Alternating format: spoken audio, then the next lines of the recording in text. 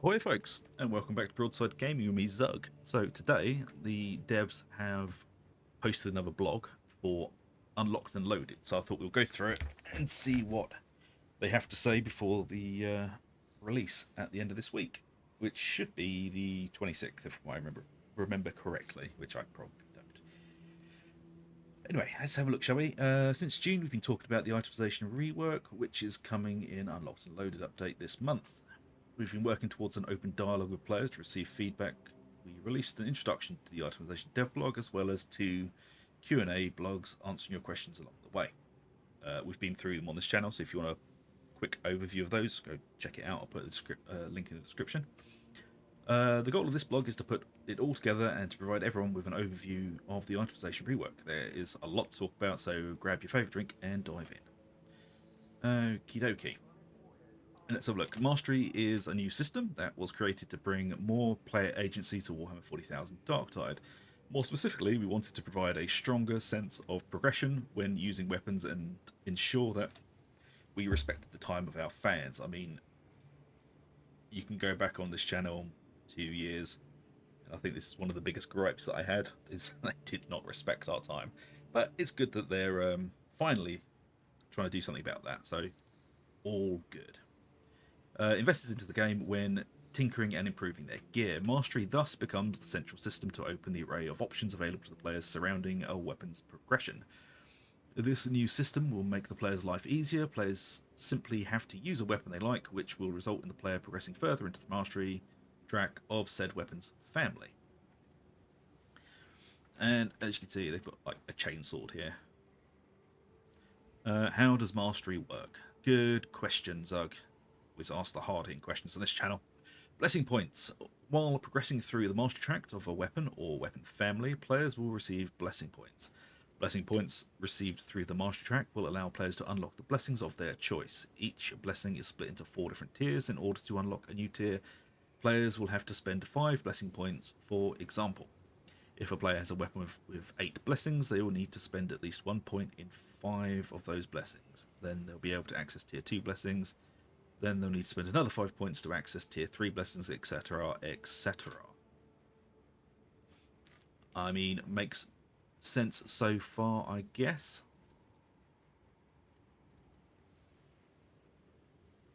Unlocking weapon marks. Gone are the days where players needed to sift through a long list of weapons or finding the weapon mark they were looking for. By progressing through the mastery level of a given weapon family, players will unlock the various weapon marks attached to it. Once players unlock access to new marks, they will receive the corresponding weapon from there. Players will be able to freely change from one mark to another to experiment more easily with their playstyle and possibly discover their new favourite weapon. I do like that. We will be able to freely change between one mark and another. That is a good change. Well done, Fat Shark. Unlocking perks. Perks are a bit different from blessings. Whilst blessing tiers require players to invest blessing points to unlock, perks will unlock as players progress through the mastery track of weapon family. Once players have unlocked the perks, they will be able to change their weapons perks for a cost at the Shrine of the Omnissiah, a maximum of 2 perks per weapon at any time. So I'm not sure why they added that at the end. Maybe, I don't know. A maximum of 2 perks per weapon at any time, the same as it is now. Increasing the power cap. The power cap is something that brings together both new systems, mastery and power. More details on the power system discussed further below. The power cap tells players what is the maximum amount they can increase their weapon stat at that point in their mastery progression of the weapon. The further a player is in their mastery of a weapon, the more they can increase the weapon stats towards the weapon's maximum potential. Players will always be able to see the power cap, and they will want to keep an eye on this, as it will directly link to their capacity to upgrade their weapon through the Shrine of the Omnissiah, the crafting station. To put it all together, players will be able to experiment with all the different aspects of the weapon. Though the mastery system naturally docked all different aspects of the through the mastery system. Naturally, Darktide being a looter shooter, players will still have to hunt for the weapon with the optimal profile. So, as I've said a couple of times, weapons still come as they do now. So, Hadron can Hadron can't brick a weapon for you, but Brunt's Armory can. So just keep an eye out for a weapon with the stat distribution that you want, because that is the one thing we cannot change. Actually, naturally, blah, blah, blah, blah, but the Sauron experience of the thrill of the chase, such applying blessings and perks, has been overhauled to increase the player agency and provide players with the freedom to experiment. Once unlocked, blessings and perks will be able to be changed and interchanged without being locked away. It is up to the player to try things out and build the weapon of their choice, which is a really good change. Sacrifice, an alternative to mastery progression. We have created the sacrifice feature to help veteran players get value out of their hordes of weapons in their inventory, but also a way to empower new players to catch up more easily with the rest of the player base. Sacrifice is a way to further gain experience on the mastery track of a given weapon family and a bit of a shortcut for the mastery track. Let's say that a player wants to play a shotgun and improve its mastery track. The player will have to go to the Shrine of the Omnissiah, where they will have a new option called Sacrifice. Players will ask Hadron to teach them about the weapon family in exchange for the weapon they do not wish to use, granting them experience for the mastery track within the shotgun family. Players can give any type of weapon to Hadron from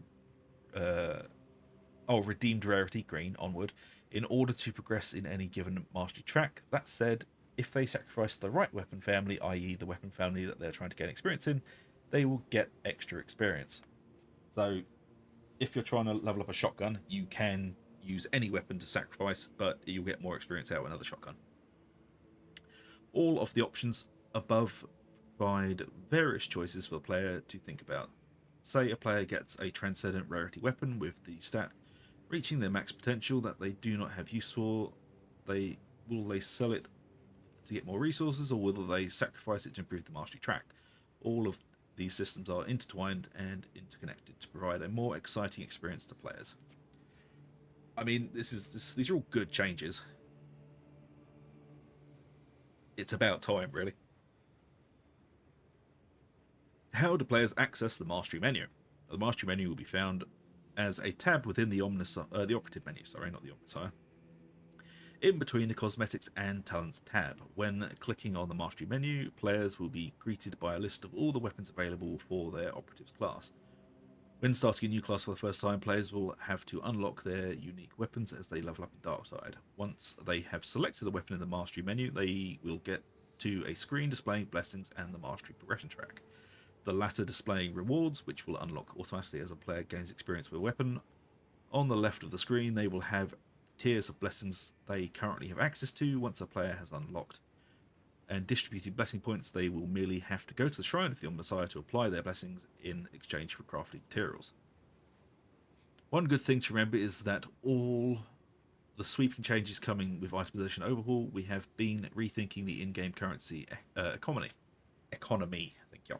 This means changing a blessing, perk, or even consecrating, i.e. upgrading a weapon, will be cheaper than it was in the past, since we are introducing the empowerment mechanic that increases stats of weapons to their allocated maximum potential. We wanted to decrease the price of all other options at the Shrine of the Omnissiah. An important note, though, we've mentioned that when playing a new class for the first time, players will have to unlock the mastery of a weapon by leveling up their character. However, blessings are also tied to player accounts, not characters.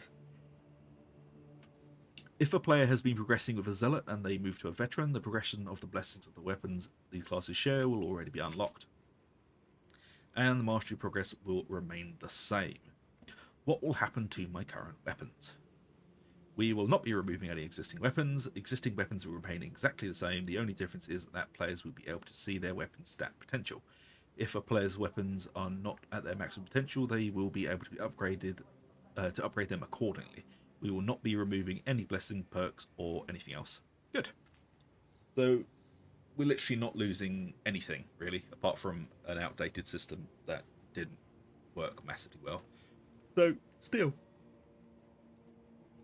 very, very good changes that we can see for the moment. I mean, it may be different once we get our hands on it, but for the moment, all of this sounds pretty damn good.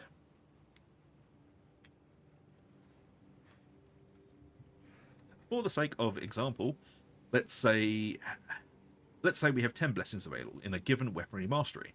Note the amount of weapons available per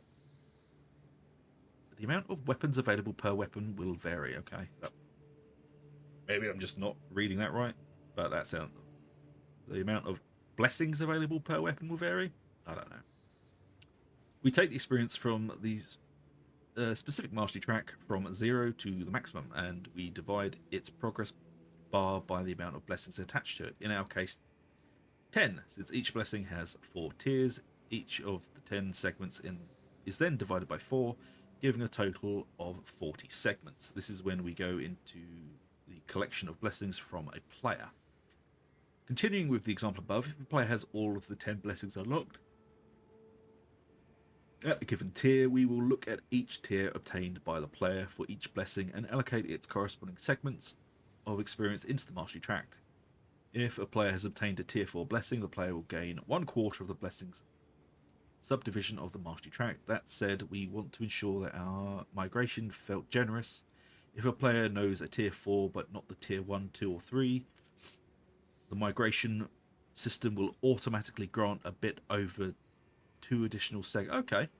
I know a lot of people were worried about this because a lot of us didn't bother hunting tier 1, 2, or 3. We just went for the tier 4s, so that's really good. In addition to bringing it over to 75% of the segment's progress for that blessing. In a nutshell, if a player has a tier 4 blessing, they will automatically get a bit over 75%, sorry, of the progress corresponding to that blessings on the mastery track. Similarly, if a player has a tier 3 blessing, they will receive exactly 75%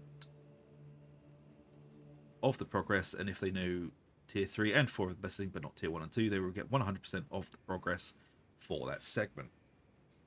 Okay, that is quite generous of them. They could have just screwed us over on this and say, your own fault for not finding them. Go do it.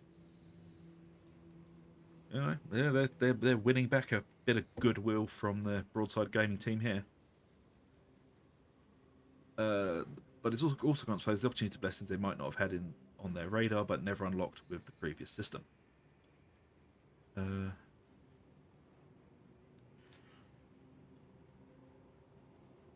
Oh, sorry, I missed a bit there. The interesting thing with the migration system is that it acts as a bit of a reset in a good way. Sure, players might want to simply repick the blessings they previously had, but it also grants players the opportunity to unlock the blessings they might not have had on their radar, but have unlocked with the previous system. Okay, so what is the power system? In the past communications, we have already touched base on power, as it is tightly interconnected to the mastery system, but we are here taking a deeper dive into the new system. Note, this is called the power system, and the action of raising a weapon's stats is to empower the weapon. Similarly to the current system in Darktide, the power system outlines the weapons and its stats, but the novelty is that players will also be able to see a weapon's maximum potential, i.e. how far players will be able to push a given weapon's stats. The power menu is where players will go if they want to increase the 5 statistics of a weapon, i.e. if they want to attain the maximum potential of their weapon. For example, if they have a weapon displaying 70 damage but has a maximum potential of 75, they would use the power menu to increase the weapon's power to its maximum potential. Oh God, if I have to say maximum potential anymore, I'm going to fall over. By simply clicking on the power, players will progress towards the maximum potential of their weapon. All stats are raised equally. Players do not choose which stats to increase. Okay, so however the weapon's rolled, you upgrade it and it just ups what's already there. So as I said, you'll still need a good base weapon for this. By simply clicking on power, players will progress towards the maximum potential of the weapon. All stats are raised equally. Players do not choose the stats to increase by raising the power level of the weapon. All the stats will increase. As mentioned before, players will need to check if their mastery is high enough in order to empower their weapon further. Check the power cap. The weapon rating itself will not be. The weapon rating itself will not compromise blessings and perks as it in the previous itemization system. It will increase focus on the stats themselves. Depending on the power of the weapon itself, the cost of empowering it will increase. The cost will increase by increments of 100 power, which means that costs will increase when a weapon will go from 100 to 200, 200 to 300, etc., etc. Therefore, the resources needed to empower a weapon will also change depending on where a player is on the power curve of a weapon. E.g., if a player has a weapon power 500, they will have to pay a higher cost in diamantine than in credits. The power system is located at the Shrine of the Omnissiah, the crafting station where players will be greeted by the traditional enter blah blah blah or new sacrifice menu. So our players will find the power blah. Modification points. Players must have seen from the early work in progress screenshots that modification points were initially part of the design of the power system. The logic was to have a budget on each weapon combination, and that budget would increase each time players empower the weapon until a maximum was reached. We have decided to remove this feature. Oh, good. Well, that's good. It was a bit of a convoluted system. Switching marks. As mentioned above, marks will be unlocked by progressing through the mastery. To equip a mark, players will simply have to go to the loadout menu, which has also received a bit of a facelift. With unlocked and loaded, players will be able to see the weapon family in the weapon selection menu with the following options: cosmetic, inspect, mark. By selecting mark, players will get access to a menu that will allow them to swap from one mark to another. As a reminder, once a player has unlocked a mark, they will get the default mark of that newly unlocked mark. Mark. Weapons across classes. Extended availability of weapon families for human classes. As part of the update, we will extend the availability of specific weapon families to all human classes. Racist. Veteran, Zealot, and Psyker. These weapons were previously locked to only one or two of the three human classes, but these will now be usable by all of them. As an example, the Veteran will be able to use the Saber. We took the opportunity with the Unlocked and Loaded update to reinforce the different player fantasies and provide more choice to the players. If a player plays a Veteran and they want to be a squad leader and they feel that the Saber is part of that toolkit of the squad leader, they can now lean more into the fancy and equip it. However, we made sure that the weapons that are key to the identity of each class will remain uniquely available to that class. We hope this will expand the gameplay experience and open up new interesting fields of players. The heavy swords added to everyone, dueling swords added to everyone, the assault chainsword, braced auto guns added to the Psyker, recon lasgun added to the Zealot, and combat shotguns added to the Psyker. Quality of life improvements. The itemization overhaul coming with Unlocked and Loaded was also the occasion for us to revise several features and elements and improve the experience of Darktide players. Discarding, aka selling weapons. Players used to only get credits when selling weapons, and the amount of credits was determined by the item's power rating. This will still be the case once Unlocked and Loaded is deployed, but in addition to credits, players will get additional crafting resources based on the rarity of the weapon sold, from profane white to anointed blue rarities. Players will only get credits back. At exalted purple, players will get plasteel in addition to credits, and finally transcendent rarity orange, players will get diamantine added to the mix. Good. They're basically giving us the Vermintide 2 system that we've been asking for since the beginning, which I, for one, am very happy with. Bulk actions. One of the major quality of life features coming with the itemization overhaul in the Unlocked and Loaded update revolves around bulk actions. We have included the option to discard sell weapons in bulk. We have also implemented a filter system that allows players to get rid of certain weapons in bulk right away. For example, players could set a filter to remove all redeemed rarity weapons in their inventory. Fair enough. Favourite weapons. Since bulk action is always a bit of a risky operation that could see a player lose their best weapon, we also implemented a favourite feature. Players will be able to set weapons as their favourites through the loadout menu. When listing a weapon as a favourite, it will never show in the bulk actions menu or in the sacrifice menu. At the Shrine of the Omnissiah, players will know it is their favourite, as it will have a recognisable icon. In addition, there is no limit to the number of weapons that players can have as their favourite. Again, both of these are just Vermintide 2 features.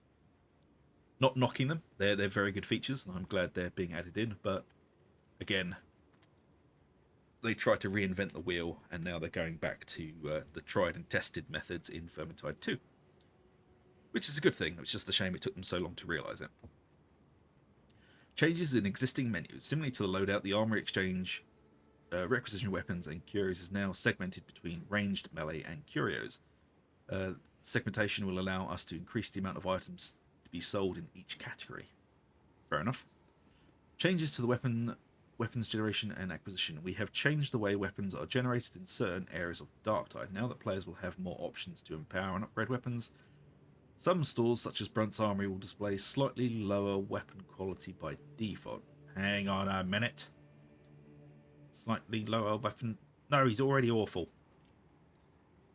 I.e. players will never get a maxed weapon from Brunt's Armory, but a set range of weapons will be available instead. On the other hand, weapons from Sire Melk's requisitions will all have been maxed.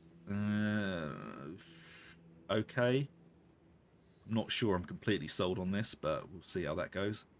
On that note, the Emperor's Gifts will also be handing out better weapons than with our previous system with the itemization overhaul.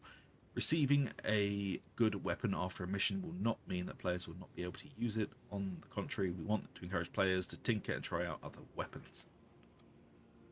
Miscellaneous questions. Looks good. Generally hope there are cosmetic rewards for fully mastery weapon. Come on, Fat Shark, just one free skin, just a scrap. Yes, there will be one cosmetic weapon to be earned per weapon after unlocking the penance by finishing a weapon's mastery tract.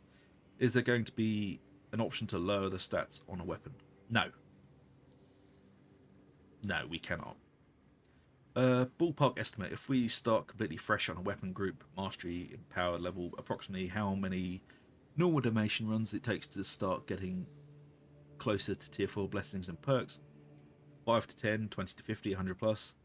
Numbers can be a bit can be tricky because there are so many factors to account for it, but yes, around 5 to 15 games would be enough to have access to tier 4. Okay, that's not bad at all.